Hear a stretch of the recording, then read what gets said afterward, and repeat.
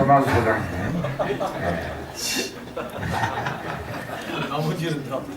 중남미 이 진보 집권과 그 교훈 이 부분에 있어서 사실 엄격하게 좀 평가를 해주시고 있고, 그리고 최근에 이제 이 사회주의 나라들이 이 사회주의 시장 경제를 표방하면서 여러 가지 이제 자본주의 방식의 이제 이점을 활용하는, 그래서 계획 경제를 퇴색시키는 이런 부분에 대해서도 약간 비판적인 시각을 갖고 계시죠.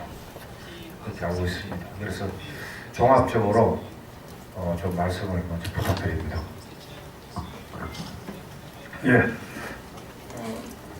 정성희 소장님께서 종합적으로 부탁을 한다고 하는데, 아직 제가 발언하고 적어도 직접적으로는 질문을 받지 않았기 때문에 지금 이 발언은 종합적이기보다도 아까 2부에서 나왔던 몇몇 발언에 대해서 제 의문을 좀 표시하는 판정을 하고 싶습니다. 우선 살렘 선생, 프랑스에서 오신 분으로 알고 있는 게 있는데, 현재 세계에는 4개의 사회주의 국가가 남아 있다. 그래서 이제 중국, 베트남, 쿠바, 그다음에 노스코리아 이렇게 말씀하셨는데, 과연 지금 베트남과 중국, 특히 중국의 현 사회 구조, 그리고 더구나 이제 그들의 추진하는 정책 방향을 사회주의라고 규정해도 좋은 것인가 하는 데 대해서 의문을 가지고 있습니다. 그 다음에 강정호 선생님께서 자리를 떠나서 좀 아쉽긴 하지만 계셨을 때 막 발언을 하고 이제 대답을 들어오는 게 조금 이제 예의있다고 하는데, 강정호 교수님께서 중국의 이제 부상을 말씀하시면서 현재 중국의 실질 구매력이 미국을 앞섰다 이렇게 이제 말씀하시면서 한국이나 일본이나 예를 들면 타이완 같은 나라들에서의 어떤 무역 규모, 특히 중국 향 수출 규모가 미국을 능가하고 있다 이렇게 말씀하셨어요. 근데 통계상 중국이 미국을 능가하고 있다고 하는 데 대해서는 물량면에서도 가격에서도 더 많은 그런 수입을 하고 있고 하다 보면 인정을 하겠지만은, 그것이 과연 중국이 실질 구매력이 미국을 앞섰다라고 하는 것의 증거가 될 수 있는가? 그래서는 크게 의문을 가지고 있습니다. 왜 그러냐면 한국을 예를 들어보면 한국이 중국에 수출하는 것의 굉장히 많은 분량은 사실은 중국의 구매력보다도 미국이나 유럽이나 일본이나 또는 한국까지를 포함한 기타 많은 나라들의 구매력을 향한 수출, 그래서 중국은 일종의 중간역, 즉 저임 가공기지화 되어 있는 그것의 현상이지 그쪽에 구매력이 이렇게 높아졌다는 것에 대한 증거는 아니다 생각합니다. 이 두 가지는 사실 오늘 전체 맥락에서 별로 중요한 건 아닌데, 좀 더 중요한 것은 한국이 혹은 코리아가 남북으로 분단된 것에 대해서, 분단된 원인에 대해서 소련과 미국에 의해서 분단이 강제됐다 이렇게 발언하고 계신단 말입니다. 저는 그 부분에 대해서는 상당히 이의를 가지고 있어요. 저는 강정호 교수님께서 아주 일관되게 비타협적으로 반제국주의적이고 제국주의 패권국가인 미국에 대해서 전투적으로 반대하시는 데 대해서는 외교적 발언이 아니라 진심으로 존경해요. 그런데 문제는 왜 그렇게 외세에 의해서 일방적으로 강제된 것처럼 얘기할 때는 너무나 경시해서는 안 되는 부분을 경시하고 있다고 생각을 해요. 왜 그러냐면 이 나라의 분단은 당연히 미국이나 소련 간의 그런 냉전에 의해서 강제된 것은 굉장히 중요한 측면이지만, 그에 못지않은 것은 강 교수님께서 친일파라고 했던 부분, 근데 이 부분은 강 교수님이 시사하는 것처럼 단순한 한 세력, 집단 이 문제가 아니잖아요. 그 친일파들이 예를 들면 일본의 노동자 민중의 편에서 친일파 아니잖아요. 제국주의 일본에 대한 친일파잖아요. 그럼 그들이 한국에서 대표하는 건 뭐냐? 바로 한국의 당시의 반동적인 지주계급, 그 다음에 자본가 계급의 이익을 대표했던 거고, 바로 한국의 분단은 그런 계급적 분단이라는 거죠. 그리고 남북 간의 분단이라고 하는 건 이런 계급적 분단이 지리적으로 고착화된 형태. 더 나아가서는 미소 냉전이라고 하는 것은 사실은 제국주의 자본가 계급을 대표하는 미국이나 기타 서방 국가들과 노동자 계급을 대표하는 소련이나 동유럽, 이 20세기 세계주의 체계화의 분단이라는 거죠. 그런 의미에서 2부를 시작하면서 우리 이제 정선희 소장님께서 지금 세계 분단된 국가는 한국하고 사이프러스밖에 없지 않느냐라고 하는 발언도 사실은 저는 동의하기 어려워요. 왜 그러냐면 지금 세계는 아마 어쩌면 두세 국가만을 제외하고는 다 분단 국가 아닙니까? 계급적 분단 국가지요. 그것이 은폐되어 있을 뿐이죠. 그리고 한국의 남북의 분단이라고 하는 것도 사실은 그러한 계급적 분단의 지리적인 표현, 외화 형태 이거 아닌가요? 네, 이상입니다. 몇 분 우리 한국 사람 좀 듣도록 하겠습니다. 황희준, 윤성일, 이동건, 박건훈 이런 순서로 한 3분씩 이렇게 얘기해 주십시오. 사이프러스와 한반도의 분단 극복을 위한 자담을 듣는 좋은 시간이었습니다. 한국 사회도 빨리 진보적 집권을 했으면 좋겠다는 생각도 들었습니다. 한국 사회에서 진보적 집권은 신자유주의와 분단체제 극복일 것입니다. 다행히 자담에서 강정국 교수님께서 세계 정세가 매우 유리하다고 하셔서 매우 다행스럽게 생각합니다. 이제 중요한 거는 한국 사회 국내 정치 세력의 영향 강화가 아닐까 생각이 듭니다. 이 부분과 관련해서 많은 분들이 좋은 의견을 말씀해 주셔서 발표하신 분 한 3분 정도께 좀 질문을 하는 것으로 제 이야기를 마치겠습니다.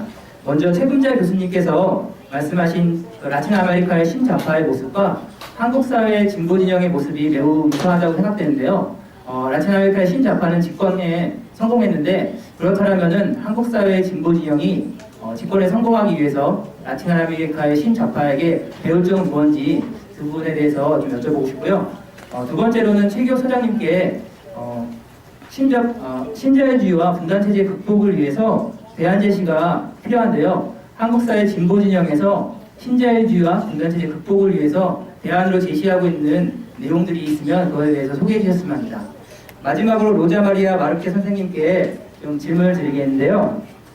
한국의 브라질에 대해서 연구한 한 교수님께서 처음에 룰라 정부에 대해서 연구할 때는 룰라 정부가 어떤 변혁적 실험을 실시했고 어떤 도전에 직면하게 됐는가 그런 주제로 연구를 했다고 합니다. 하지만 연구를 하면서 왜 룰라 정부가 변혁적 실험을 하지 않았는가 그것으로 그 질문이 연구 주제가 바뀌었다고 합니다. 아까 선생님께서 말씀하신 그런 룰라 정부에 대한 평가와 맥을 같이 하고 있다고 생각이 드는데요. 선생님께서는 왜 룰라 정부가 변혁적 실험을 하지 않았는가 이 질문에 대해서 어떻게 생각하시는지 그 대답을 말씀을 좀 듣고 싶습니다. 좋은 시간이었습니다. 저는 이것이 마포인데요. 이곳에서 10년 동안 저희 민주노동당 지역 진보정당 중심으로 지역운동을 해왔습니다.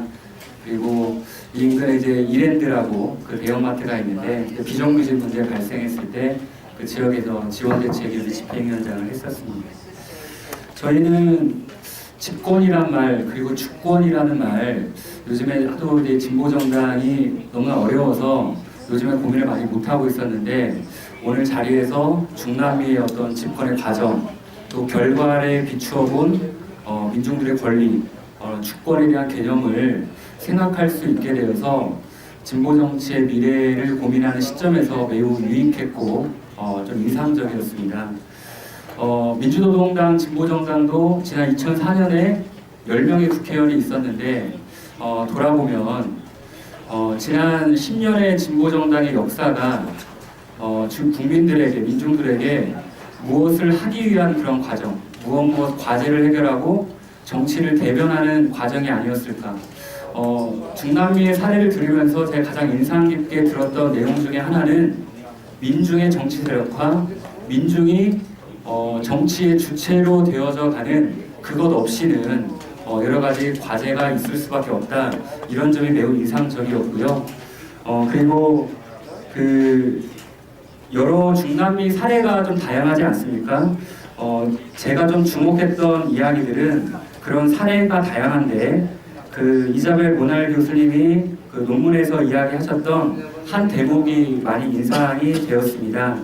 주권, 민중주권에 대한 대안은 어떤 사회의 목표나 사회 성격뿐만 아니라 그 나라의 경험과 정치 경제 조건의 다양성에 기인하는 과정 그 자체라는 말에 매우 인상 깊었고 많은 생각을 하게 되었는데, 그 경험과 정치 경제 조건의 다양성에 기반하는 과정이 무엇이어야 할까라는 것에 민중의 어떤 주권 개념을 많이 생각하게 되었습니다. 그 베네수엘라 얘기에 대한 평가가 조금 상반된 것 같은데, 저는 그 이자벨 모날 교수님이 말씀했던 그 다양성에 기인하는 과정에서 제가 좀 주목했던 것은 베네수엘라 차베스 21세기 그 어떤 사회주의 혁명, 볼리비안 혁명 과정인데, 그 과정에서 어떤 차베스가 어떤 큰 목표를 두면서 그 과정에서 민중의 정치 세력화에 대한 제도를 만들고 이런 과정들을 보장했다는 그런 과정들을 매우 눈높여 보아야 된다는 생각을 했습니다. 뭐 논문에 나와 있는 그 어떤 교수님께서 쓰셨던 아까 말씀하셨던 노동자 평의회나 동네 평의회, 어떤 뭐 동네 부업과 같은 지역대학 공동체, 그리고 재헌의회라는 과정을 통해서 민중 권력의 가능성을 높이고 그것을 꾸준히 확장하려 했던 그러한 시도와 노력이 누구를 대변하는 그런 정치가 아니라 민중의 그 정치 세력화를 위한 제도와 과정, 이런 것들을 확대시켜 나가는 그 중요한 과정이 좀 그런 생각이라는 점이 좀 들었습니다. 이런 점을 좀 비추어 보았을 때 지금 한국 사회에 대한 그 현실은 매우 좀 암담한 현실인 것 같다는 생각이 들었고, 저희가 좀 주목해야 하고 노력해야 되는 그 지점에 대해서 좀 생각해 보게 되었는데, 저희가 이제 진보정당 운동이나 노동자 운동이나 그 민중 운동이 계속 발전해 오는 과정이었는데, 제 평가로는 어떤 제도 개선 혹은 그들을 위한 여러 가지 그 투쟁, 운동 이런 것들이 노력 그 일부 진전된 반면, 노동자 민중이 이 주권, 정치의 주체로 세워져 나가는 그러한 과정들은 일정 정도 좀 부족하지 않았나 생각합니다.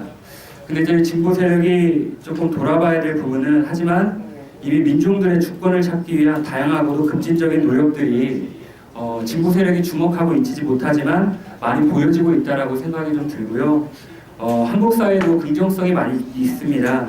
2008년도 이후 보여진 촛불로 표현되는 대중적인 직접 행동, 두리반이나 이랜드 투쟁, 희망버스 등에서 보여졌던 실질적으로 당사자들이 그 직접 의제화하고 대중들과 함께 나가는 과정들, 그리고 박원순 시장, 안철수 현상에서 보여지는 새로운 정치에 대한 열망, 그것이 민중의 그 주체적인 그 정치의 주체로까지 나아가고 있지는 못하지만 국민들의 정치 개혁에 대한 열망을 그런 운동화시키고 있다는 점에서는 매우 긍정성이 있다, 이런 생각이 좀 들었고요. 반값 등록금이나 비정규직 운동, 지역에서는 협동조합 운동이나 지역 공동체를 만들려고 하는 그것이 정치적인 어떤 목표라든가 흐름은 부족함이 있는 현실이지만 그런 다양한 운동이 나타나고 있다는 그런 부분들을 매우 주의 깊게 바라봐야 된다, 이런 생각을 합니다. 동시에 이러한 긍정적인 흐름들이 저는 그 여러 이제 중남미의 그런 과정 속에서 부족한 지점 또한 발견할 수 있었다라고 생각을 하는데, 어제 그 안철수 교수가 대선 출마 선언을 했습니다.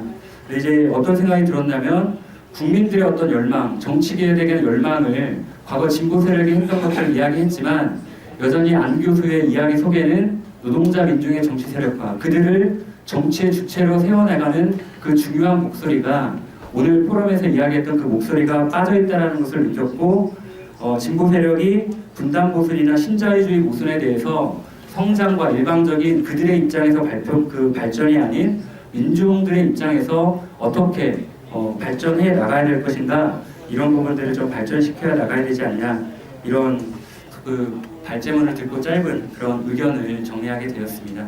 네, 마치겠습니다. 충남 희망청년연대 대표를 맡고 있는 이동국입니다. 오늘 그 중남미 사이프러스의 진보적 집권 경과 표본, 집권과 주권에 대해서 이야기 잘 들었습니다. 사실 이런 사회의 사회 성격이 굉장히 모순된 성격임을 저도 잘 알고 있고 여러 선생님들의 조언도 잘 들었습니다.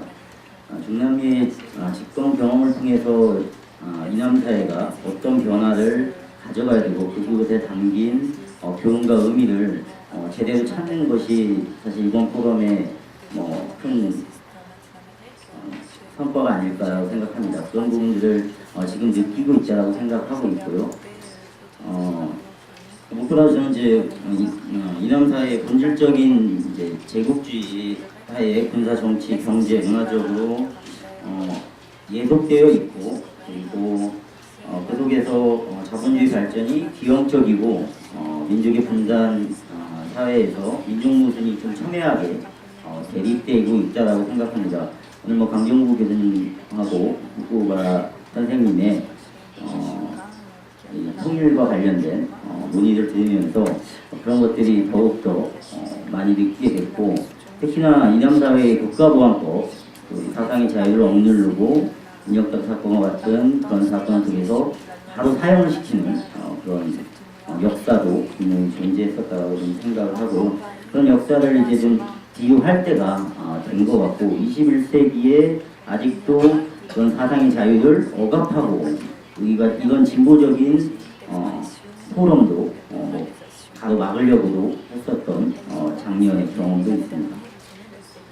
이런 그 사회적 이남사회의 사회적 성격을 바꾸어내는 데 있어서 집권을 해나가는 과정에서 제도적 장치와 그리고 물적 토대 어쨌든 우리가 이남사회를 번역하기 위한 토대들을 중남미에서는 또 어떻게 실현시키고 있는지 다시 한번 좀 찾게 되는 소중한 시간이었던 것 같고요.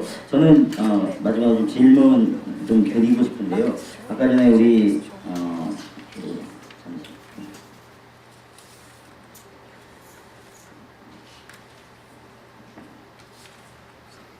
이 최만수 노동사회과정 소장님께서 19세기 과학은 죽었다 뭐 이렇게 표현을 하셨는데 그게 어떤 의미인지 하고 그다음 21세기에는 좀 어떤 사상이 있어야 우리가 진보적인 집권을 향해서 좀 할 수 있을까라고 하는 좀 질문을 드리고 싶습니다.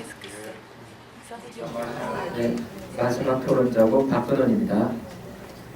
저는 진보적 집권을 이루는데 정당 및 사회단체 간의 연합에 대해서 이야기하려고 합니다. 남측코리아는 진보정당이 지금 여러 개로 분열되어 있으면서 국민의 지지가 대폭 줄어들었습니다. 그와 함께 진보정당의 집권 가능성도 지금 크게 위협을 받고 있습니다. 이에 반해서 남미나 사이프러스의 경험들을 보면은 오히려 이와 반대 현상이 나타나는다고 생각합니다. 남미와 사이프러스는 진보 정당뿐만 아니라 다양한 정당 및 단체들과 연대를 형성하였고 이를 기반으로 집권하는 과정을 겪었습니다. 이 베네수엘라의 차베스는 자신의 정당인 제5공화국 운동의 정당이 지지율이 40% 정도였습니다. 과반이 되지 않았음에도 불구하고 여러 정당 간의 연합으로 안정적인 집권을 이루고 있습니다. 사이프러스도 지금 제1당이 되지 못하는 상황에서도 정당 간의 연합으로 집권을 이루고 있다고 생각합니다. 민중 정권의 당면한 목표는 제국주의의 수탈에 반대하는 것이고 그리고 수탈당하는 재산을 민중의 이익을 위해 보장하는 것이라고 생각합니다.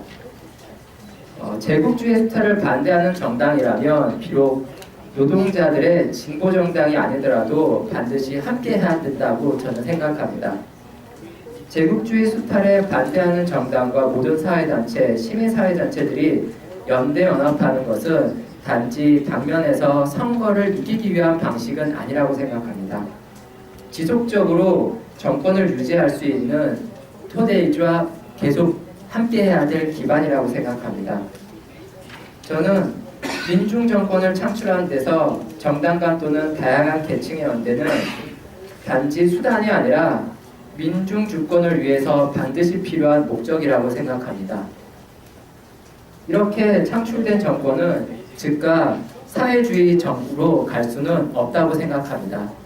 비록 저는 사회주의 정부는 아니더라도 이를 기반해서 제국주의 수탈을 막고 주요 산업을 국유화할 수 있고 이를 민중들을 위해서 사용할 수 있다고 된다면 자본주의 방식이 유지가 된다고 하더라도 민중 정권임을 분명하다고 생각합니다. 그래서 제가 하고 싶은 마음의 요점은 이 정당 간의 연대 연합은 비록 여러 계층과 정당의 입장이 다르더라도 꼭 필요한 것이고 그럴 때 집권이 가능하다고 생각합니다. 마치겠습니다. 그러면 이제 질문도 있고 해서 앞쪽에 계신 분의 말씀 듣겠습니다. 모날 선생님부터.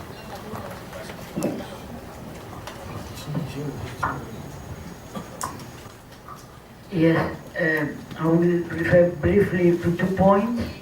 I am not quite sure I understood completely what the colleague said and the question he posed. Maybe when I am at that point, you can help me. Okay, then we'll see. First, this point, one of the colleagues that spoke before the break about the possibility of U.S. invasion at any of the Latin American countries. Well, my answer would be, and there are other colleagues here that can have a different point of view, that today, as things are today, there are no conditions for the United States to make invasions into Latin American countries. That doesn't mean that in 5, 10 years or more, these conditions can change. There are no conditions because of the relationship of forces, because of the presence of all those governments, more or less progressive, but in foreign policy, there are many agreements, even with the ones that are less progressive. By the way, Cristina, the president of Argentina, she uses the expression which fits better the group of these countries as gobiernos populares, popular governments, because she realizes that left cannot be used to name them all together, even progressive cannot englobe them all together. But the idea of popular is, according to her point of view, closer to the reality.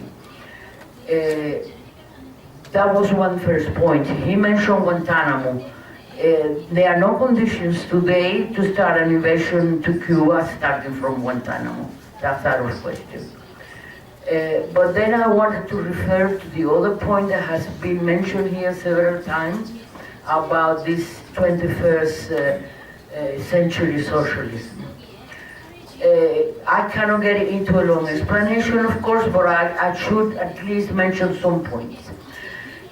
Although he was not the first to use the expression, Dietrich, a German living in Mexico for many years, is the one that sort of popularized and developed the idea of 21st century socialism.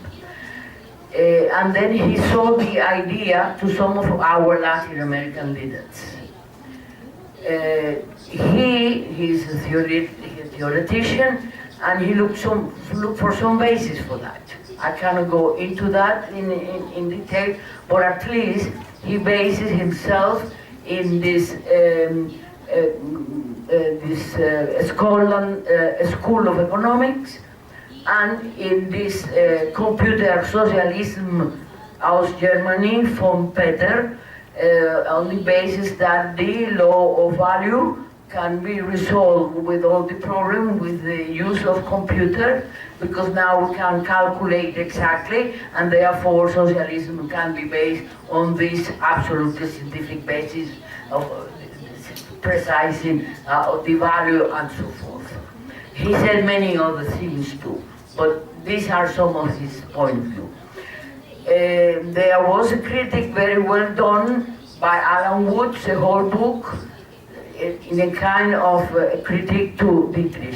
I remember I used to say that at the time of Marx and Engels, at least Engels wrote the Anti-Düring, and the time was going by and nobody was writing the Anti-Dietrich.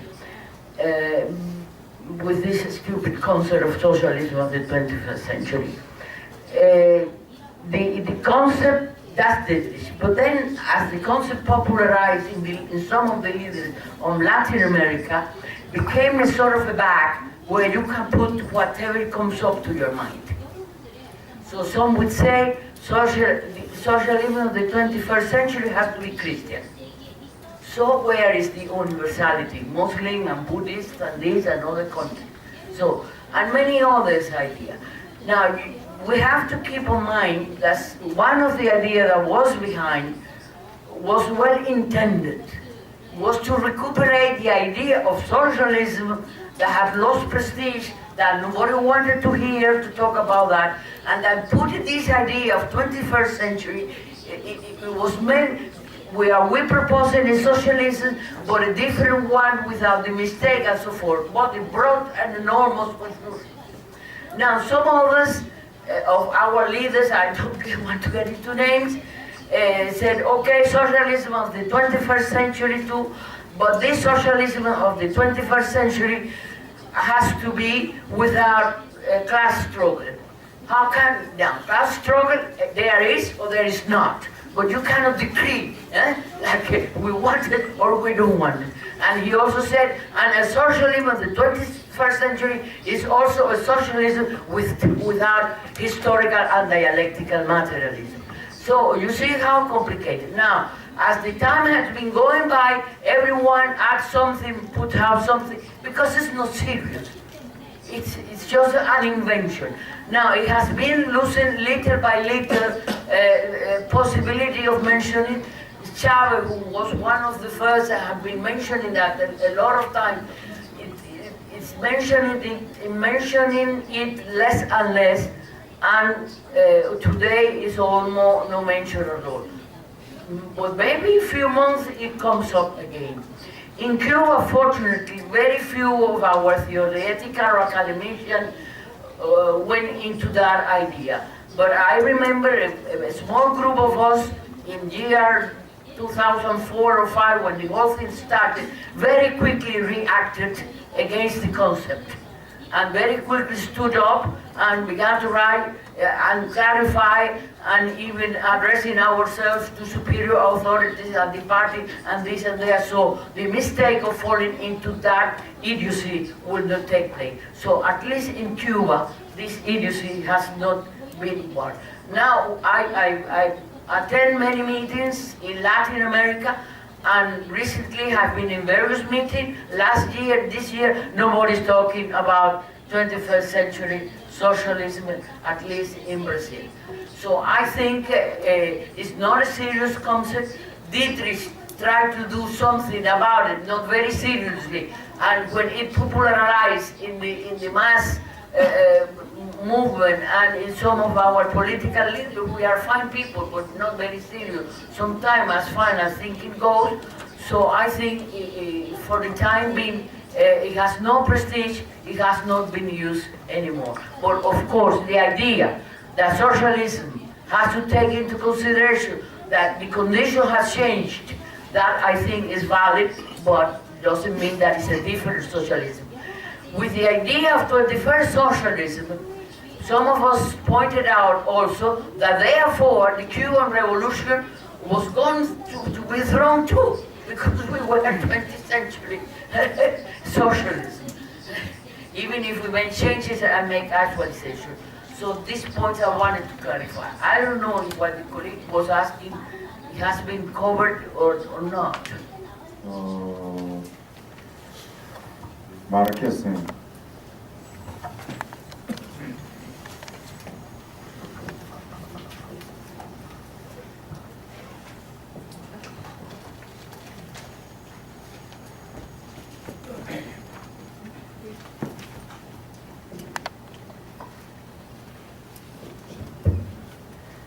Il y a plusieurs motifs, raisons pour Lula n'est pas essayer de faire un gouvernement socialiste.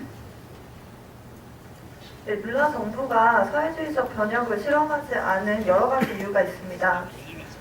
Lula a gagné les élections en 2002 après 3 tentatives.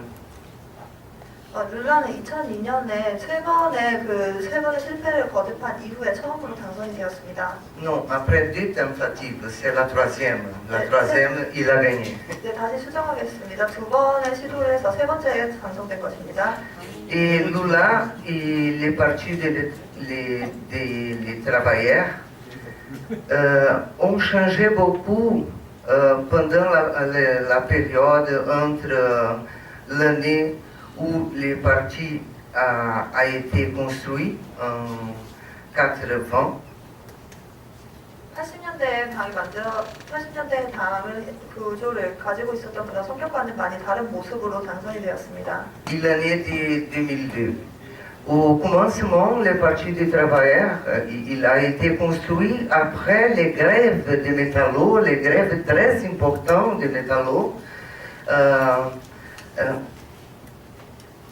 Il avait été construit pendant la fin de la dictature militaire. 네, 노동자당은 금속노조 투쟁, 그러니까 독재 정권 아래서 이루어진 그런 금속노조의 파업을 통해서 더 세력을 강화시킬 수가 있었습니다.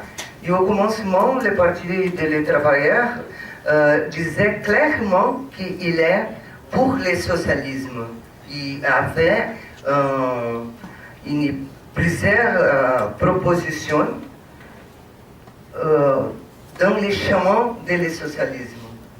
그리고 그 과정 속에서 명확하게 사회주의 성격을 띠는 그런 제안들을 했고요. 그것은 사람들에게도 다 인식이 되었습니다. Mais entre l'année 80 et l'année de 2002, le parti a changé, Lula a changé et la société brésilienne a changé beaucoup. Parce que nous avons vécu une période terrible où il n'y a pas de grève, où il y a toutes les réformes néolibérales. 왜냐하면 그러나 80년부터 2002년 사이에 모든 것이 바뀌었는데요. 룰라 자체가 변했고 PT당이 바뀌었고 브라질 사회가 많은 것이 변했습니다. 저는 그 시기를 끔찍한 시기라고 회고하고 있는데요. 그 대표적인 것이 바로 파업이 없었습니다. Et après la chute du mur de Berlin et après la dissolution de l'Union soviétique, dans les partis des travailleurs, ils ont, et moi aussi, nous avons discuté et la position a complètement changé. 네, 그리고 그 이후에 베를린 장벽 붕괴와 소련 붕괴 이후에 PT당은 저를 포함해서 거기 있는 당원들까지도 모두가 어떤 우리가 포지션을 취할 것인가, 어떤 입장을 취할 것인가를 두고 많은 토론을 했습니다. Et dans les élections de 2002, les programmes des partis des travailleurs, et dans les programmes, il n'y a pas le mot socialisme, il n'y a pas aucune proposition dans les champs du socialisme. Et une autre chose, le programme disait clairement qu'il ne va pas rompre les contrats avec les banques, avec la Banque internationale principalement. 네, 2002년 선거 당시에 진행되었던, 그러니까 선거 운동을 하면서 봤던 그 내용들을 보면요, 그 프로그램 안에는 전혀 사회주의라는 단어가 한마디도 없을 뿐더러 사회주의적 성격을 띠는 제안들이나 그런 공약들도 전혀 없었습니다. 오히려 그 프로그램 안에는 세계은행과의 관계에서 더 수세에 몰리는 그런 식의 프로그램들만 가지고 있었습니다. C'est pour ça que le capital financier a appuyé la candidature de Lula en 2002. 그렇기 때문에 금융자본이 룰라를 뒤에서 지지할 수 있었습니다. 그 선거운동 당시에요. Mais dans l'imaginaire reste la perspective, la position du passé de Lula et du Parti travailleur principalement dans la classe moyenne qui c'est très à droite au Brésil. Je pense qu'au extérieur, Lula fait pour maintenir la position du passé. Il y a deux faces. Une face pour l'intérieur du Brésil et une face pour les relations internationales. 네, 이런 속에서 저는 전망을 볼 때에 과거의 이 PT당의 입장을 보면 결국 이것은 중간층을 겨냥한 그런 많은 정책들을 실시했는데요. 이것이 크게 달라질 거라고 생각하지가 않습니다. 특히나 외부적으로 지금 과거에 했던 그 브라질 내부의 그런 전쟁을 일으키려는 분열을 일으키는 것이나 두 번째 외부와의 관계에서도 계속해서 예속적인 모습을 보이는 이 두 가지가 지속될 것으로 보입니다. Donc, le problème n'est pas un rapport de force interne au Brésil qui l'empêche de faire des propositions dans le chemin du socialisme. C'est un projet du Parti des travailleurs qui a choisi de ne pas faire le socialisme. 한마디로 자답하면 사실 문제는 브라질 내부의 그 힘의 역학관계에 의해서 만들어진 것이 아닙니다. 공약이나 제약, 사회주의적 공약이나 제약을 할 수 없는 것은 바로 PT당이 그런 정책적 결정을 했기 때문입니다. Je crois qu'on est dans une période intéressante parce qu'on a une crise très grave au centre du capitalisme mondial, aux États-Unis et en Europe. 저는 우리가 흥미로운 시기에 있다고 생각을 하는데요. 그 이유는 미국과 유럽을 포함한 세계 금융자본주의의 위기의 상황에 있기 때문입니다. Et ça pose en ce moment le débat partout sur les alternatives au capitalisme dans ce moment d'une crise que dans certains pays on peut définir déjà comme une crise organique.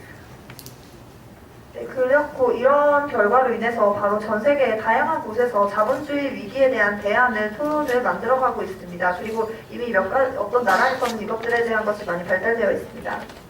Le problème c'est que d'un côté, le pouvoir impérialiste des États-Unis, malgré la situation de crise, n'a pas perdu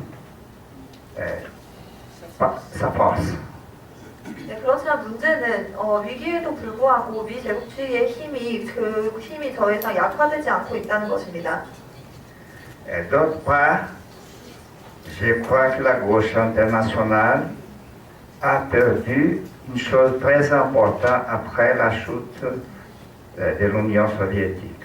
그리고 다른 하나는 제가 생각하기에는 국제 좌파가 국제적으로도 소련 정부가 무너진 이후에 아주 중요한 가치를 하나 잃었다고 생각합니다.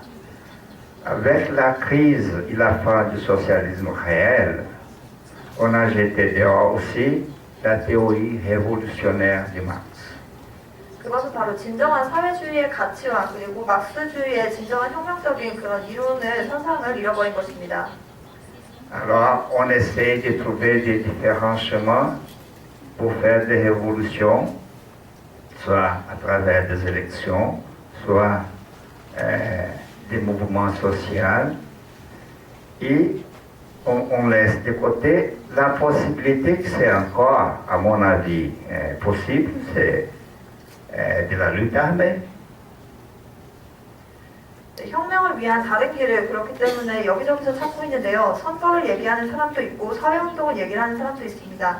그렇지만 또 다른 가능성, 저는 오히려 여전히 무장투쟁의 가능성이 존재한다고 보는데 그런 것은 더 이상 사람들에게 관심사가 아닙니다.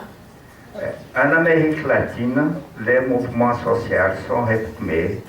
Il y a des travailleurs, soit des travailleurs urbains, soit des travailleurs agricoles, des paysans qui sont morts presque tous les jours. 라틴 아메리카의 사회운동은 아주 활발하게 이뤄지고 있는데요. 그것은 다양한 형태로 나타납니다. 노동자가 있기도 하고 노동투쟁이 있기도 하고 농민들이 들고 일어나기도 하고 사회의 다양한 역할을 하고 있는 그 구성원들이 일어나고 있습니다. Alors je crois que les forces progressistes partout dans le monde doivent s'organiser d'abord pour la lutte contre l'impérialisme. 저는 그렇기 때문에 이런 상황 속에서 모든 진보 세력이 가장 첫 번째로 해야 할 일은 바로 반제의 입장을 철저하게 고수하는 것이라고 생각합니다. Ensuite, dans chaque pays, dans chaque situation, d'essayer d'avancer les idées progressistes. 모든 각국의 상황과 조건들이 진보적인 사상과 진보적인 이론이 발전하도록 만들고 있습니다. Un autre problème, c'est que dans chaque pays, on a des réalités différentes. 또 하나의 다른 문제는 각국이 처한 현실이 다르다는 것입니다. Par exemple, au Brésil, nous avons l'entrée massive des capitaux étrangers. 예를 들어서 한 가지 예를 들면 브라질에는 지금 엄청난 양의 외국 자본이 내부 시장으로 들어오고 있습니다. Dans l'agro-industrie, dans les banques, dans l'industrie, dans le secteur industriel. Et l'industrie brésilienne n'a pas évolué dans ces derniers siècles. 그 분야는 다양한데요. 농업이나 은행, 공업 등 다양한 분야가 있는데 다 지난 세기 동안에는 이런 과정을 거치면서도 브라질 공업 자체가 발달하지 못했습니다. Un exemple, des produits électroélectroniques qu'on achète au Brésil, ce sont des produits coréens. Samsung, LG, Asus, etc. 대표적으로 남코리아의 회사이기도 한데요. 그 기업들 삼성이나 LG와 같은 이런 기업들이 지금 많은 전기 제품들을 만들어내고 여기 브라질에 유입해 있습니다. À ce moment, les politiques anti-crise du gouvernement brésilien, c'est une incitation pour acheter des voitures. 이렇게 반위기 정책을 실시했던 브라질의 정부에서 한다는 것은 결국은 자동차를 구입한다는 것이었습니다. Ça a créé un énorme marché pour principalement des voitures coréennes, japonaises, chinoises. 그리고 이것은 결국 한국과 그리고 중국, 일본의 엄청난 자동차 시장을 열게 만들었습니다. Alors, ça pose des problèmes internes parce que c'est pas seulement politique, la structure industrielle, commerciale, bancaire, c'est dominé dans une bonne partie par du capital étranger. 이것은 많은 내부 문제를 유발했는데요. 그것은 정치적인 측면뿐만 아니라 산업이라든지 인프라 같은 구조들 그리고 은행이나 다른 주식시장이나 많은 부분에서 문제를 유발했습니다. Du capital étranger associé avec des capitaux brésiliens. 그리고 바로 외국 자본이 브라질 자본과 함께 결합하기 시작했습니다. Il y a des capitalistes brésiliens qui ont été mis dans les plus riches du monde après les privatisations faites aux années 80 pendant le gouvernement de Fernando Henrique Cardoso. 그리고 80년대를 지나면서 브라질의 자본이 거의 다 살 수가 없는 그런 모습이 나타나게 되는데요. 이것이 바로 앞에서 말씀드렸던 것들에 인한 이유입니다. Dans cette situation, je crois que les mouvements progressistes 이런 상황 속에서 저는 진보 운동이 au Venezuela, à l'Équateur, en Bolivie, ce sont très importants. On a perdu le Paraguay, le Brésil qui n'avance pas beaucoup, mais du point de vue d'une politique internationale, le gouvernement actuel peut faire un petit peu. Mais pas tout ce qu'il faut. 이런 상황에서 진보 운동이라고 할 수 있는 진보 정당이 집권했다고 할 수 있는 것은 바로 베네수엘라, 에콰도르, 볼리비아를 꼽는데요. 안타깝게도 파라과이나 브라질을 비롯한 다른 국가들이 진보적인 성격을 유지하지 못할 때에도 이렇게 계속해서 진보적인 사회 변화를 만들어가고 있는 이들의 시도가 매우 소중하다고 할 수 있습니다. Le dernier point. Le dommage, c'est que le gouvernement Lula pourrait appuyer l'Alba et Bagrosso en particulier. Ils n'ont rien fait. Alors ça, c'est le grand dommage que le Brésil pourrait aider à pousser un peu plus des organisations internationales en Amérique latine qui n'ont pas fait. Merci beaucoup. 네, 마지막으로 정리하는 발언으로 정말 아쉽게 생각하는 것은 바로 룰라 정부가 알바라든지 방코스루에 대한 입장을 전혀 더 도와주거나 협력하지 않는 방향으로 참여하지 않는 것인데요. 다른 옆에 있는 남미들의 협력체 속에 그렇게 함께할 때에 가지는 장점이 많은데 그렇지 못한 것이 정말 아쉽습니다. 예, 룰라 정부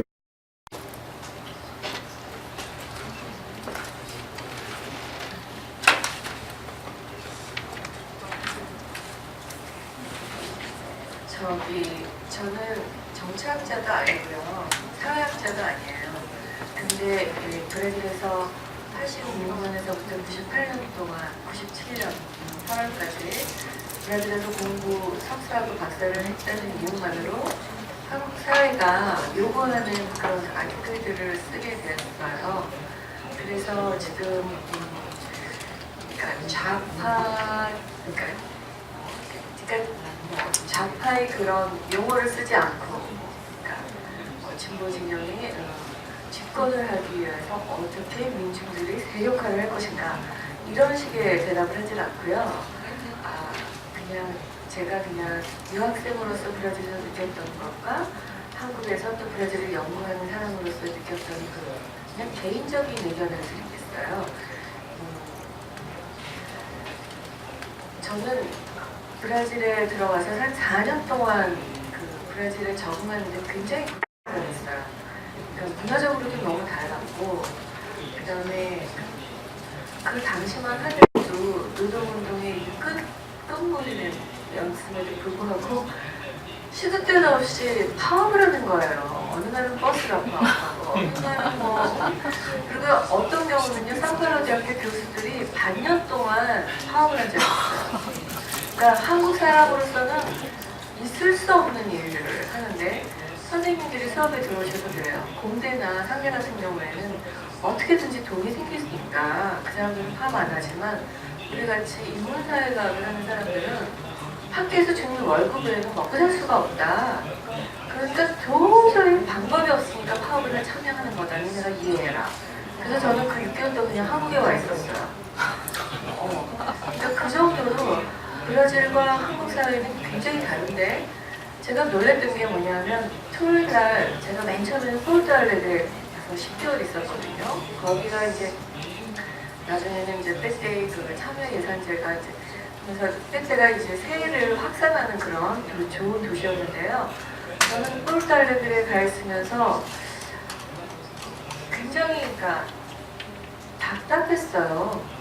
그러니까 한국 사람, 그러니까 제가 거기는 백인들이 정착한 곳이고, 제가 이렇게 걸어다니는 사람들이 원숭이처럼 쳐다봤어요.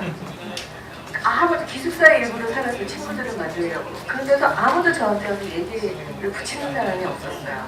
그래서 제가 너무 외롭고 쓸쓸해서 10달 만에 상파울로 도망갑니다. 그러니까 제가 지금 무슨 얘기를 하려고 그러냐면, 그 포르투갈레드에 한국 가구가 20가구 정도가 있었는데요. 86년 당시에. 저보고 한국학교 선생님을 해달라고 그랬어요. 그래서 매주 토요일마다 애들을 모아서 가르치는데, 저한테 한인회에서 돈을 50불을 만들어 주셨거든요. 근데 그 50불을 받아서 제가 한 달 생활하는 돈이 남았어요. 왜? 그 당시에 최저임금이 45불밖에 안 됐어요. 그러니까 저는 기숙사에서 살면서 이제 50불을 가지고 생활을 하는데, 학교에서 저를 불러요. 너 어떻게 먹고 사니? 유학생인데 돈이 어디서 나니? 그러면 학교에서 그 공짜 점심 티켓을 줄 테니까 그거를 먹어라, 이렇게 얘기를 해서 제가 깜짝 놀랐어요. 나 먹고 살 수 있어. 나 한국에서 돈도 가져왔고 여기서 아르바이트도 해서 충분히 먹고 사니까 먹는 거 가지고 난 해결하려고 하지 마. 근데 그게 계속 내 얘기에 이렇게 차는 거예요. 그러니까 이제 지금 제가 말씀드리고 싶은 거는, 빼떼당이, 그러니까 룰라가 브라질 사회에 등장하게 되는 계기는 1978년에 대파업을 이끄는 리더로서 등장을 하게 되는데요. 그 사람이 대통령, 집권하게 되기까지는 24년이라는 시간이 걸렸고요. 그 78년에 그 대파업을 하면서 노동자들의 세력이 강화가 될 줄 알았는데, 그게 조직적이 아니라 그래서 코치라고 하는 CUT라고 하는 단일중앙 노조를 만들었고, 그 노동조합의 힘 가지고도 안 되니까 그 다음 해에 빼떼라고 하는 당을 만들어서 세력화에 이제 힘을 썼는데요. 아까 어떤 분께서 어제 안철수 교수가 대권에 도전하겠다라고 하는 그 연설에서는 도저히 그 노동자들에 대한 입장이 전혀 포함이 되어 있지 않다 이렇게 얘기를 하잖아요. 그런데 제가 이제 그냥 개인적인 의견으로 말씀을 드리자면 룰라가 초등학교 5년밖에 안 나온 학벌이 있고 그거밖에 안 되는 금속 노동자가 노동자들의 전체 파업도 이끌었고 꼬치도 만들었고 빼떼도 만들었지만 빼떼 안에는 어마어마한 그 지적으로 무장계, 그러니까 집안도 좋고, 그러니까 뭐 레오넬 브리졸라 같은 그 리오데자네이루 주지사 같은 엘리트. 근데 그런 사람들하고 경선에서요 89년서부터 매번 계속해서 그러니까 룰라를 갖다가 빼떼의 그 간판 모델로서 만들어가는 힘이 민중의 힘이라고 저는 생각해요. 그리고 지금 현재 한국 사회에서 가장 큰 문제는 그러니까 이만골 시대에 이제 돌입을 했다. 그러면서 한번 샴페인을 터뜨린 적도 있는데요. 지금 그 문재인 씨가 이제 민주통합당의 대권 후보가 되면서 그러니까 3만 불 시대의 인구 8천만의 그런 나라로 그러니까 한반도를 하나의 단위로 생각을 해서 8천만 나라가 이제 곧 3만 불의 시대가 돼야 하는 그런 시대를 만들어가겠다 이렇게 얘기를 하는데 제가 보는 관점에서는 그러니까 브라질이 그러니까 그렇게 노동자들이 세력화하는데 힘을 그러니까 온 국민들이 풀뿌리 운동이 모을 수 있었던 힘은요 그들이 처한 빈부의 차예요. 그러니까 세계에서 뭐 시에라리온 다음으로 두 번째로 빈부의 차가 심한 나라가 브라질이라고 하는데 그러니까 자기네들이 몇 끼를 한번 어떻게 먹고 그 다음 끼니를 어떻게 먹을 수 있을지를 도저히 생각할 수 없는 인구가 지금 현재 대한민국의 인구만큼 4,500만 인구의 4분의 1 브라질 인구를 차지하고 있었다는 그 현실 때문에 그 사람들이 집결할 수 있었던 힘이라고 생각을 하는데요. 한국에서도 그러니까 그리고 또 한 가지 그 룰라의 그 소통 능력이나 그 개인적인 그 카리스마가 그렇게 유명한 사람들과의 그 경선에서도 다 이길 수 있는 힘이 되기도 했지만 또 한 가지는 산타로 대학교의 그 사회과학대학의 선생님들이 그러니까 플로레스탄 페르난데스 같은 그러니까 에니케 까르도스의 그 옛날 스승, 그러니까 브라질의 거대 사회과학의 아버지라고 하는 사람들조차도 밴드의 파운더이기도 하고 그 다음에 룰라의 가정교사이기도 했어요. 그러니까 굉장히 무장을 그러니까 오랫동안 시켜서 세력화에 성공을 하게 되는 것이죠. 그러니까 지금 제가 그러니까 저는 정치학자가 아니니까 그냥 개인적인 생각으로 얘기하는데 안철수 같은 사람이 그동안 얘기해왔던 것들 어저께 얘기한 거 말고 그러니까 뭐 대기업의 그 횡포라든가 민중의 삶이라든가 자기가 의대 생활을 하면서 의료 봉사가 들었을 때 왜 그 사람들이 낫지 않는가 약을 먹지 않아서 낫지를 않았다. 그래서 자기네가 약값을 100원을 받았더니 약을 먹더라. 그래서 자기는 뭐 모든 분야에 그러니까 뭐 의료 분야, IT 분야, 이런 분야에 그래도 어느 정도 식견을 가지고 있다라고까지 얘기를 했다면 이 소위 진보 세력이라고 하는 세력들이 그 사람하고 그 연대하는 방법을 모색하는 것도 진보 세력의 확대라고 저는 볼 수 있다고 생각합니다. 우리 안 선생님 마무리 발언 짧게 해주세요. 예, 짧게 하겠습니다. 책임자 선생님하고 저는 그 어학 전공이 틀립니다. 최 선생님은 포르투갈어 브라질어고 저는 스페인어입니다.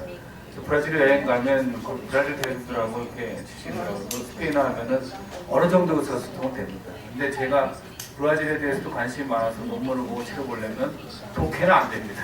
그냥 인사말은 되죠. 근데 지금 제가 최은자 선생님의 말씀 이어받아서 최 선생님의 그 말씀한 그 분위기를 이어가려고 하는 이유는 지금 여러 가지 얘기가 나왔습니다만 마무리해서 강조하고 싶은 게 아까 살렘 선생님이 얘기했던 지금의 중남미 라틴 아메리카에서의 좌파적 변혁의 핵심은 문화적 문제라고 얘기하셨는데 그게 제일 중요하다고 생각합니다. 그리고 그 부분에 대해서 최 선생님도 제가 말씀드리는 그 맥락을 충분히 이해하실 겁니다. 그러니까 뭐냐면 연대를 얘기할 때 관념적이지가 않다는 얘기, 육체적이라는 얘기입니다. 그거는 제가 베네수엘을 좀 공부했습니다만 아르헨티나의 피게테르스에서도 좀 공부를 했고 최근에 이웃사회도 아르헨티나 갔었는데 아르헨티나 얘기를 한 말씀 드리겠습니다. 어느 정도 연대를 하고 있는지. 예를 들어서 메nem 정부가 90년대에 신자유주의 엉망을 해가지고 무지무지하게 많은 사람들이 실업자가 되고 공식 실업률이 거의 50%였다니까 상상을 초월할 정도였습니다. 그리고 제가 부에노스아이레스 라플라타를 차를 타고 가면서 그 부에노스아이레스에 있는 그 다큐 영화 감독하고 이렇게 여행이라기보다 차를 타고 왔는데 건물들을 가리키면서 이게 공장이었는데 지금까지도 문을 닫고 있다. 그러니까 경제적 피폐함이나 황폐함이 이루 말할 수 없는데도 대안적 사회운동, 특히 조합운동, 구체적으로 노동자 복구기업운동이라고 그래가지고 예를 들어서 지금 서기호텔 같은 이렇게 중요한 시내의 중요한 호텔이 바우엔 호텔이라고 있었는데 그것이 직장이 그러니까 자본가 파업에 의해서 망한 거죠. 근데 그 노동자들이 분명히 그 당시 법률적으로 보면 불법적으로 점거해가지고 그게 2003년인가 그런데 지금까지도 점거가 계속되고 있습니다. 그 점거가 계속된다는 얘기는 중앙정부 자체가 아르헨티나를 좌파 정부라고 부르지 않습니다. 우리가 중도 좌파나 중도파입니다. 하지만 중앙부처 정치적 판단에 의해서 불법 정보라고 할 수 있고 대법원 오늘의 여자 판사는 불법이니까 니들 나가라 퇴거 명령까지 내는데도 행정 집행을 안 합니다. 그건 무슨 말이냐면 그 밑으로부터 올라오는 연대를 중앙정부도 노골적인 게 아니지만 지지를 하고 있는 거고 그 호텔에서 조합운동이 어떻게 이루어지냐면 모든 소규모 조합운동들이 농업서부터 그 창의제로 우리나라에서도 지금 여러 가지로 일어나고 있다고 생각하는데 그런 세력들이 호텔 자체에서 모여서 유기적으로 재미있게 서로 연대하는 그런 모습을 보면서 제가 지금 이런 말씀드리는 핵심이 뭐냐면 차베스가 주민 편의의 정책을 하고 있다. 그 밖에 미션 정책, 그 다음에 구체적인 여러 드러난 정책들은 물 위에 나오는 빙산의 한 조각이고 밑에 있는 힘은 어디서 나오냐면 아까 제가 강조드렸던 산토스가 얘기했던 대중의 힘. 그 대중의 힘이 70년대, 80년대, 그러니까 90년대 이후에 좌파 정부가 권력을 잡기 시작했지만 가장 엄혹했던 시절, 가장 힘들었던 시절 70년대, 80년대 이미 대중들이 그때 좌파 지도자나 지식인들이 아니라 대중들 스스로가 페루 같은 경우, 칠레 같은 경우도 국그룹 공동체, 우유장 공동체라는 거를 가난한 동네에 가난한 여성들이 스스로 만들어서 스스로 연대하고 스스로 생존하는 그런 힘을 보이는 거에 대해서 우리 그 진보 세력이랄까 좌파 세력에서도 좀 더 이렇게 육체적으로 한달까 접근한달까 오픈해서 문화적으로 이해하는 그런 시각 그리고 그 거대한 과정의 힘은 오래전부터 내려오고 아까 제가 말씀드린 500년의 힘이라는 것이죠. 그러니까 하루아침에 무슨 전략이나 정치공학적으로 무슨 뛰어난 정치 지도자가 나서 된 게 아니라 밑으로부터 내려온 문화적 힘을 한번 다시 한번 강조드립니다. 이상입니다. 일부 있었지만 이 계급적 대립도 중요했다 이렇게 말씀드리셔서 그걸 어떻게 어떤 병렬적 위치에서 말씀하시는지 어떤 부분을 위해놓고 말씀하시는지 잘 모르겠는데 김구 선생은 민족주의자였죠. 철저한 그 반공주의자였죠. 김일성이라는 사람을 죽이려고 테러다까지 보냈죠. 서울에 와가지고. 그 김구 선생이 48년 4월 19일 날 평양에 올라가는 이유는 분단을 막기 위해서 올라갔죠. 그 당시에 1948년 4월 19일부터 시작했던 남북정당 사회단체 연석회에 참여하지 않았던 단체는 한민당하고 남쪽에 친위 세력밖에 대한민국 정당 사회단체들은 대한민국이 한다.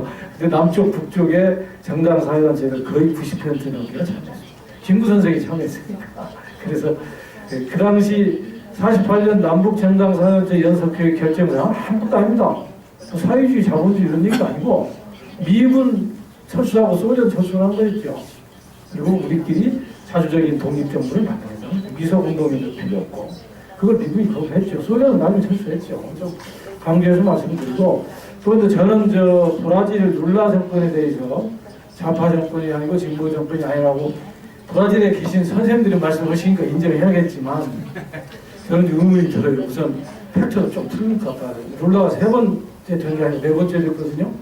그리고 내가 연합뉴스에 몇 달 전에 확인한 데 의하면 알바하고 그 메르코스하고 통합을 룰라고 브라질 정부가 노력하고 있다고 확인했고 그랬는데 어쨌든 뭐 중요한 건 아닙니다. 제가 제 기자에서 강조하고 싶은 것은 막스도 1870년대 아일랜드 민족해방운동에 관심을 갖고 사회주의운동과 민족해방운동의 연관성을 얘기해요.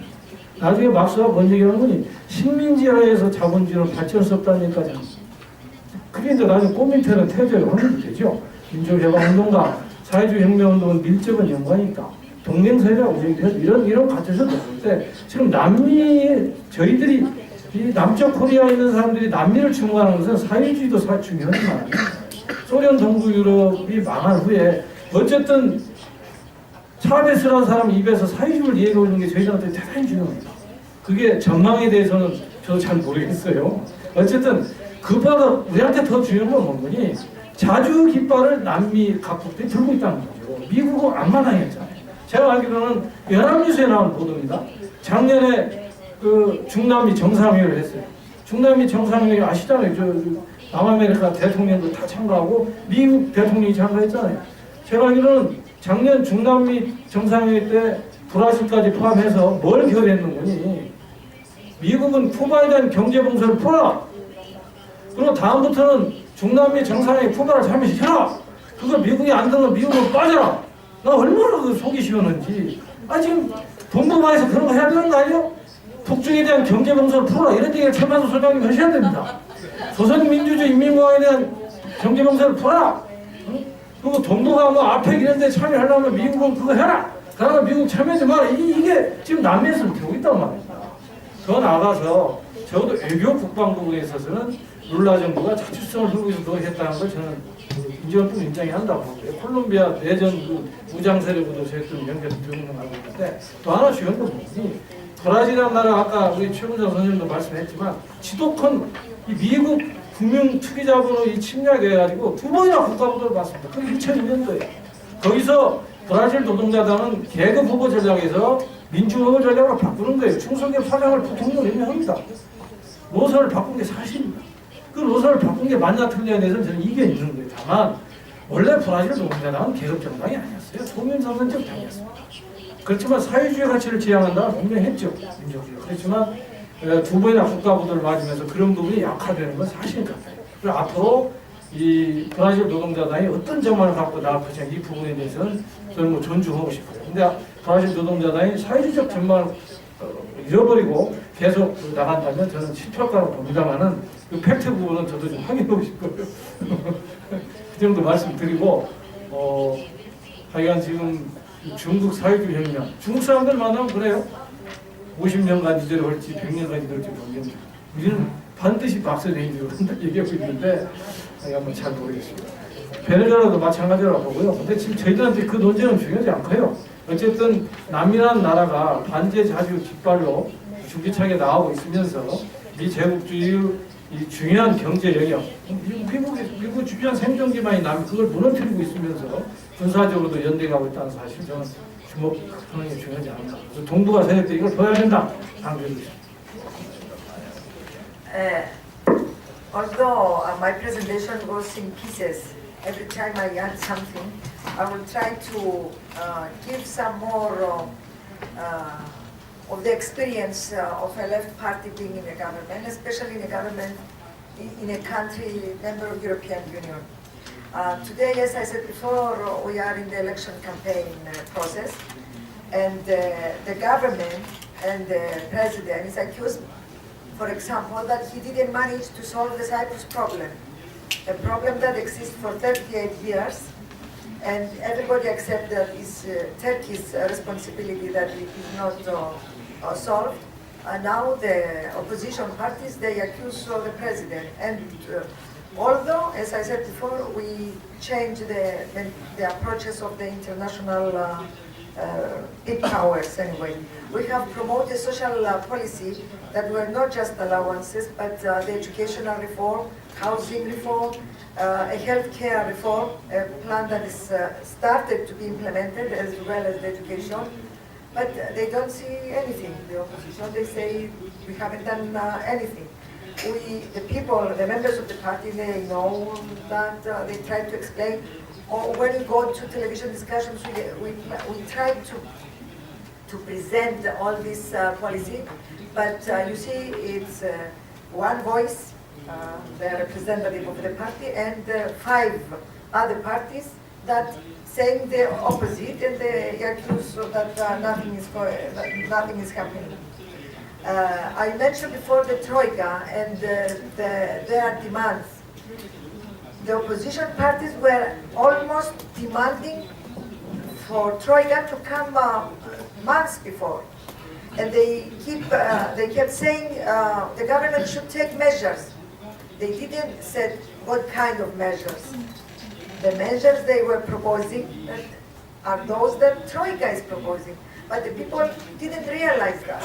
So we have to speak and we have to explain all these things. And another, besides the role of media, that now in Cyprus they are all against us, and besides the newspaper of the party, and the propaganda and the opposition accusations and all this. But another thing is the bureaucrats, those that are working in the government, in the various ministries.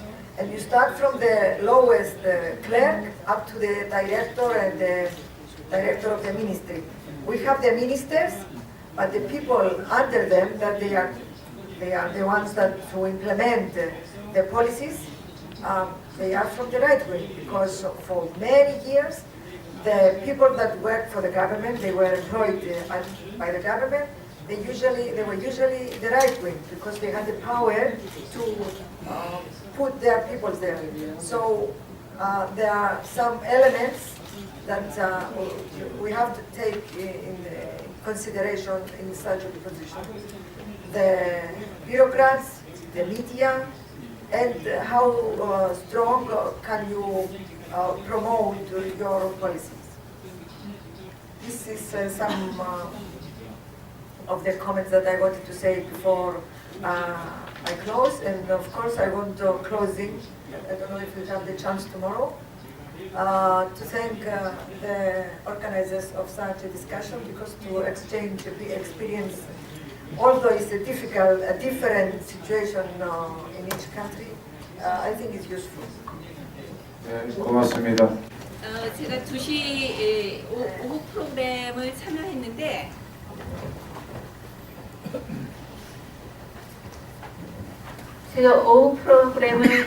참여를 했는데 뭐 월요일부터 수요일까지 프로그램 참여 못했습니다. 오늘 프로그램만 참여를 했고요. 이 프로그램의 주제가 집권과 주권인데 집권과 주권 이전에 주체의 문제에 대해서 명확한 분석이 되지 않은 것 같다는 느낌을 갖고 있습니다. 과연 누가 정치 세력을 될 수 있고 구성하고 있는가? 얼마나 많은 사람들이 제가 가는 느낌은 중남미와 한국의 상황을 비교하고 중남미의 사례로부터 직접 한국에 방법론을 도출하기는 어렵다. 가장 중요한 하나의 이유가 제가 갖는 느낌으로는 교육 수준의 차이가 상당히 나지 않을까 생각이 좀 듭니다.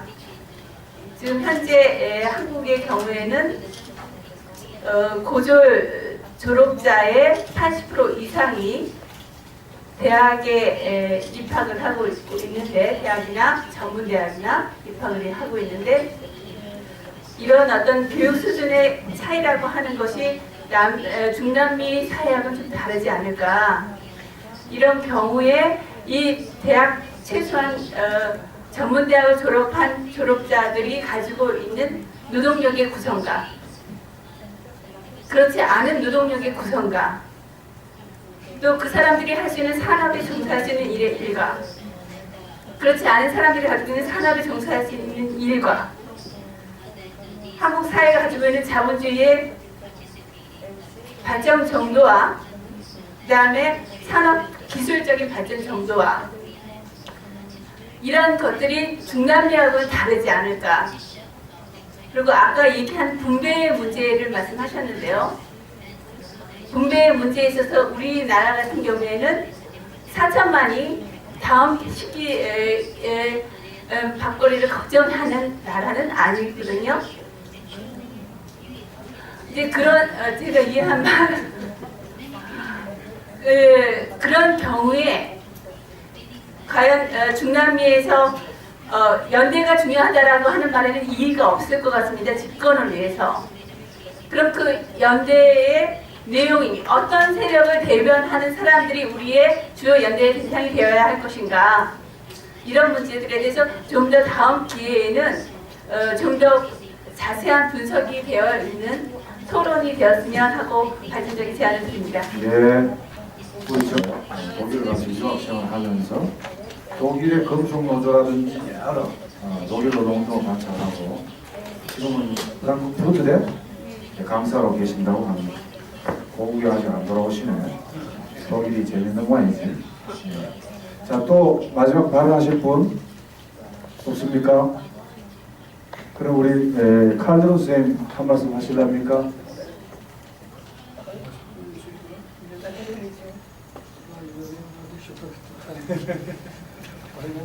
2분만 얘기해 주십시오. Là, il y a émergent des nouveaux mouvements alternatifs, soit indigènes, soit comme celui de la jeunesse qui est apparu les derniers mois, le mouvement 132.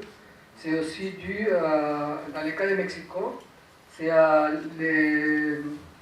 la crise des partis politiques traditionnels.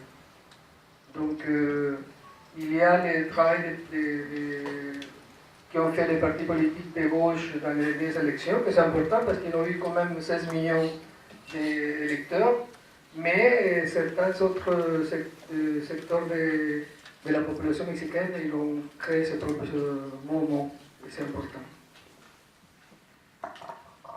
네, 저는 마지막으로 결론적으로 멕시코 상황에 대한 말씀을 드리고 싶은데요. 지금 현재 멕시코에서는 새로운 제한 세력이 등장하고 있습니다. 그것의 대부분의 구성은 원주민이라고 할 수 있고요. 또 하나 강조하고 싶은 것은 지금 멕시코에는 기성 정당의 위기가 오고 있다고 보는데, 그것은 바로 좌파들이 선거에서 얼만큼의 이제 그 득표를 얻는지를 보면 나타날 수 있고, 1600만에 육박하는 그 유권자들이 누구를 선택하는지 이런 것을 보면 또 알 수 있다고 생각합니다. 이런 속에서 멕시코가 대안과 그리고 문제를 함께 갖고 있는 그런 상황이라고 생각합니다. 네. 자, 지금까지 무려 2시부터 7시 반 현재까지 1, 2, 3부로 나누어서 활발하게 토론을 했습니다. 오늘 주제는 집권과 주권이었고, 중남미의 진보적 집권과 그 교훈에 대해서 토론을 했습니다. 중남미도 유형이 여러 가지잖아요. 쿠바 유형이 있고, 베네수엘라, 볼리비아, 에콰도르 이 3국의 신좌파 정권도 있고, 브라질, 아르헨티나, 칠레 이 유형이 또 다릅니다.